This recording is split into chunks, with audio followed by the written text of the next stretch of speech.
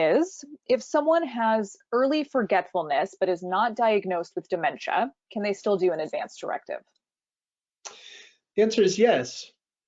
Um, you know, this gets at sort of capacity, decision-making capacity is a sort of as a designation usually made by, so I can't remember the language. There's capacity, and there's one other word that gets thrown around this. I can't remember, but essentially a doctor is one who says whether or not you're thinking clearly enough to make decisions for yourself. That's a medical process.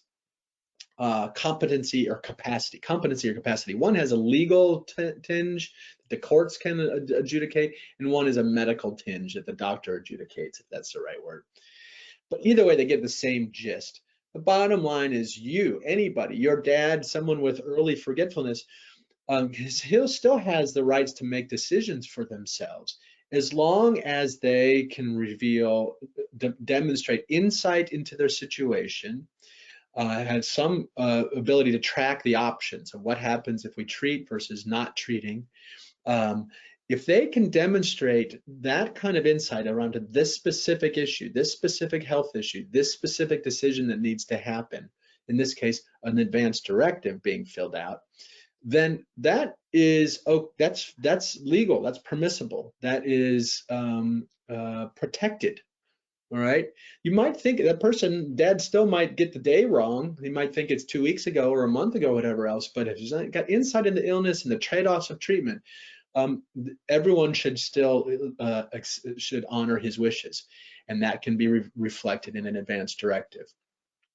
The bigger point here, though, really is it's not so much a legal thing, because an advance directive, again, is more sort of medical suggestions. But if you got a family who are at odds with that advance directive, even if it's filled out by someone who's thinking as clear as bells, you're still in trouble. And even more so, you can imagine if dad has early forgetfulness and you got two siblings who are on different sides of this fence. One sibling is sure dad means this, and the other one sure dad means that. The advance directive is probably not going to get you all the way there anyway. You're still going to have to talk that out with the physician in real time. So I suppose another way of saying this is anyone can fill in an advance directive. Whether family and medical professionals feel comfortable following those wishes is the question. And that gets to capacity or competency. And that has to do with whether dad can think clearly in the moment about that particular health situation.